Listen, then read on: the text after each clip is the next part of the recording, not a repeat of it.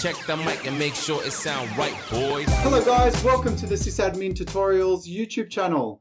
Today we carry on from our ESXi Part 1 video series, where today we're going to take a look at creating our first virtual machine running Windows Server 2019.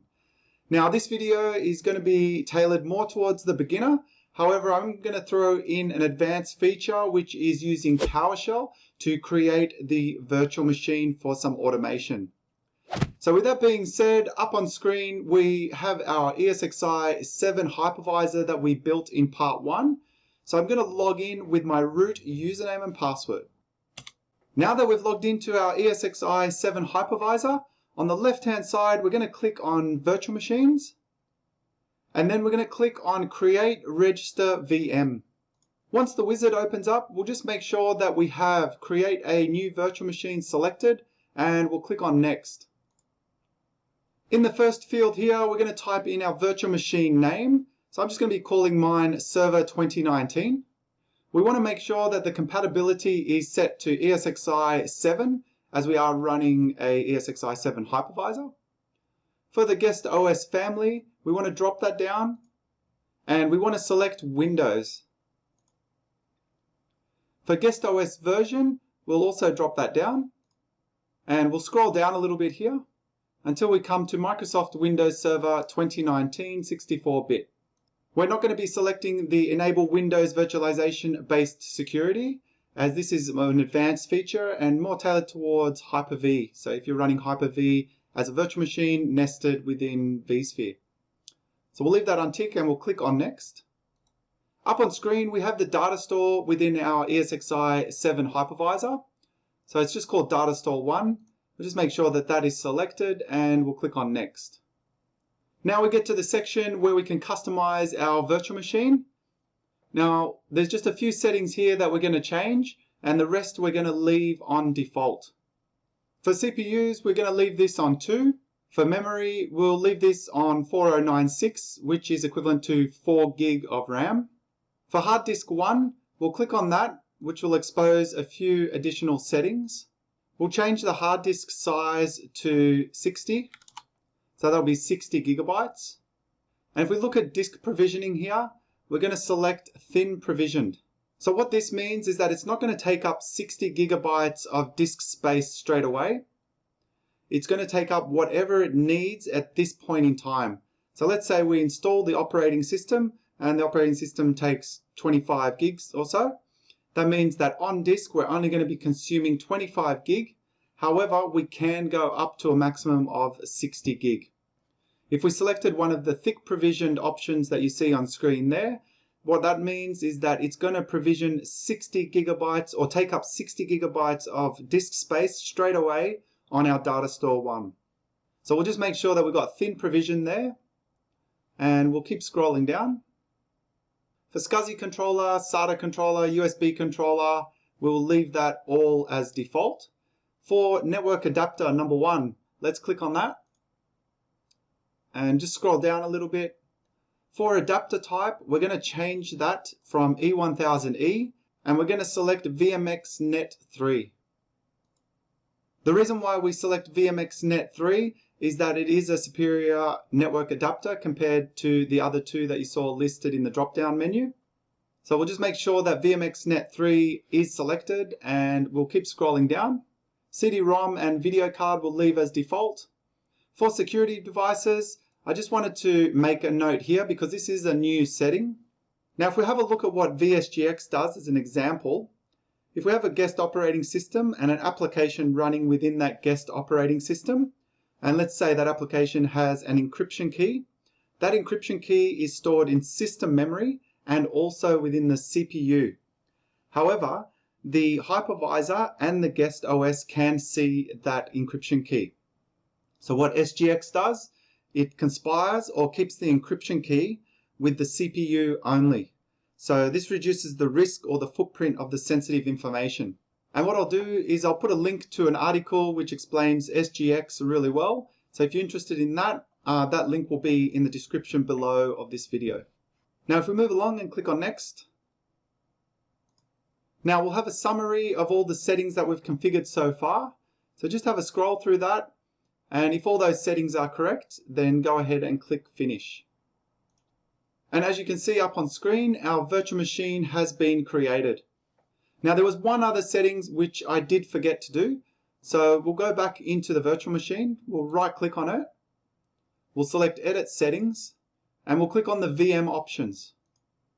Now within VM options, we'll click Boot Options, and we'll just click this one that says Force BIOS Setup.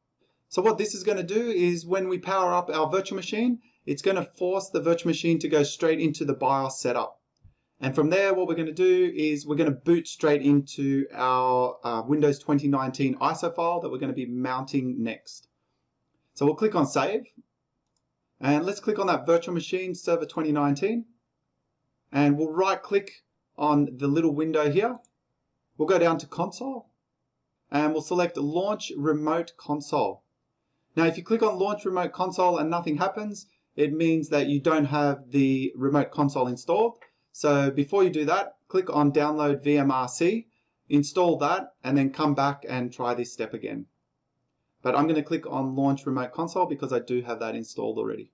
Once the remote console comes up on screen, we can click the play button, and this is going to start the virtual machine and put it straight into our BIOS setup. Now while we're waiting here in the BIOS setup, we're going to mount our Windows 2019 ISO file. So we'll click on the VMRC menu, we'll go to Removable Devices, CD-DVD drive, and we'll go Connect to Disk Image File. Now when the Explorer browser pops up, I'm going to browse to where I've downloaded my Windows 2019 ISO file. So I'll click on that because I've already downloaded it, and we'll click on Open. And now back in the boot manager or the BIOS setup, we will go down and select VMware Virtual SATA cd-rom drive. So we'll press Enter there. And you're now presented with the Windows Setup Wizard. So I'm going to jump ahead and just do a quick installation of Windows 2019, and then we'll come back once it is up and running. Okay, up on screen we have the completed Windows 2019 server installation. First up, we need to just set our password. And after setting our password, we will log in. So just at the top of the screen here, if you click on VMRC, we'll select Send Control-Alt-Delete. And we'll log in here with the password that we just set. And if you have a look down in the bottom right-hand corner, you'll see that our network is disconnected.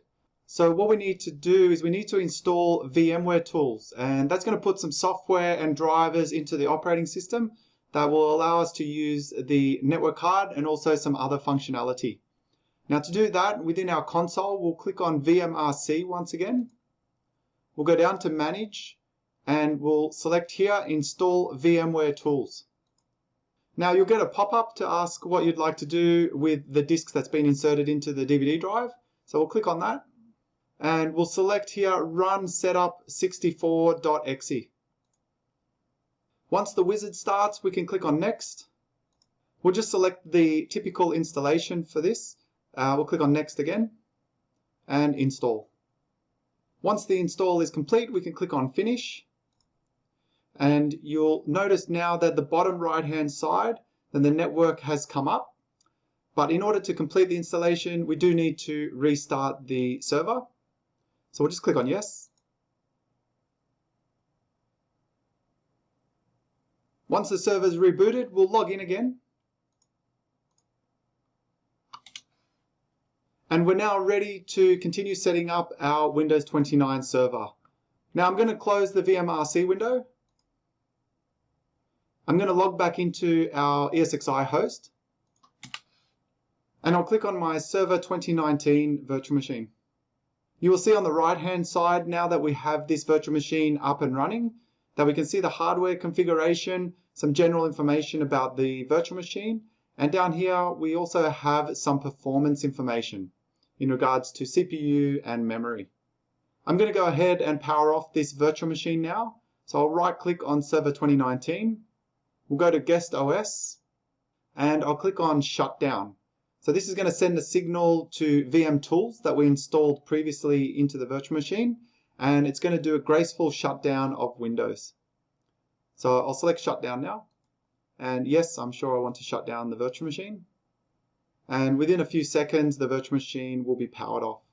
And there we go. On the left-hand side, our virtual machine is now powered off. So now what we're going to do is we're going to move along into some automation. So we're going to be using PowerShell with a few commands to create our virtual machine. And this can be really useful, especially if you need to create multiple virtual machines.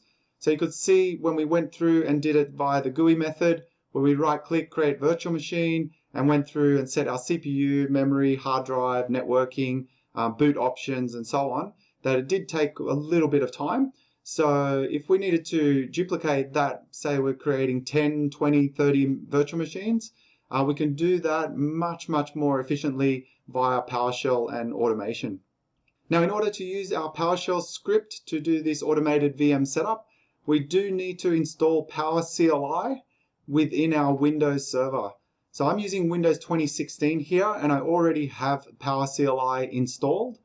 But what I'm going to do is I'm going to post a link in the video description below, and you can just click on that and it will give you step-by-step instructions on how you can install PowerCLI into your Windows server. And that installation is just done via PowerShell with one single command pretty much.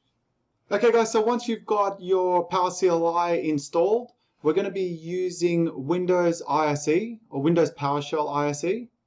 So we're going to open that up now. Now, once you open it up, you want to go into View and select Show Script Pane.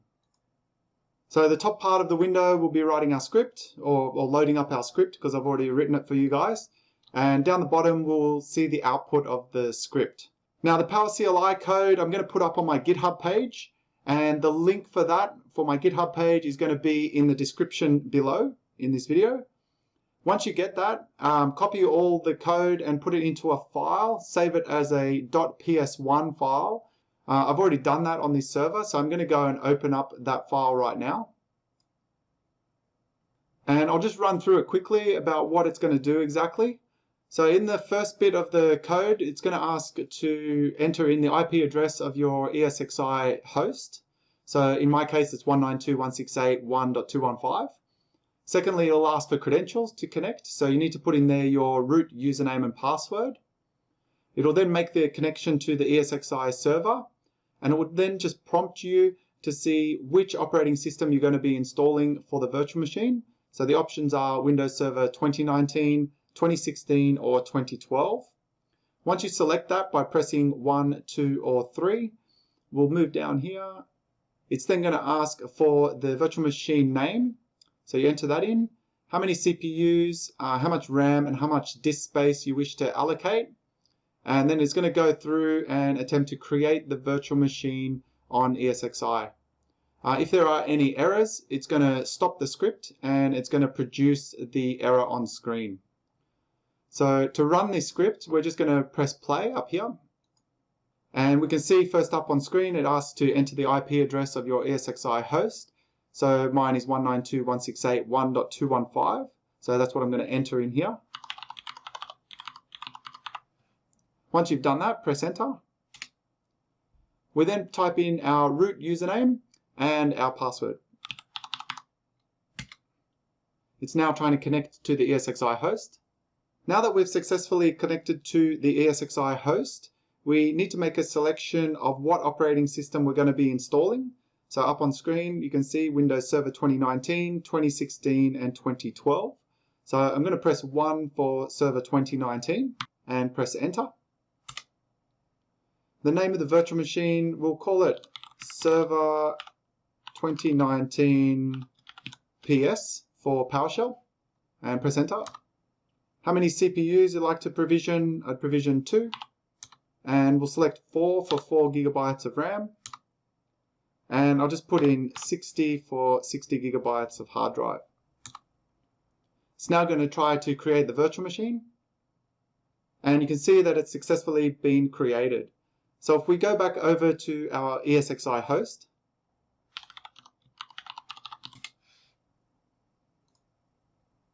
you can see up on screen that we have our Server 2019-PS virtual machine created.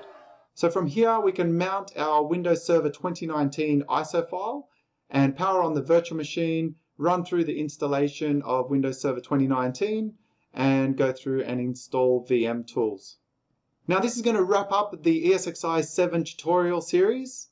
Next up, moving on from here, we'll be taking a look at the installation of VMware vCenter 7 server. vCenter Server 7 is going to be our overlay management server that's going to manage all our ESXi hypervisors. So keep an eye out for that tutorial. I'm going to be working on that and uploading that soon to the channel. Thank you so much guys for watching this video tutorial series. Please give us a like or a subscribe. And if you have any questions, please leave them in the comment section below. But otherwise, we'll see you again in the next video. Thank you and bye for now.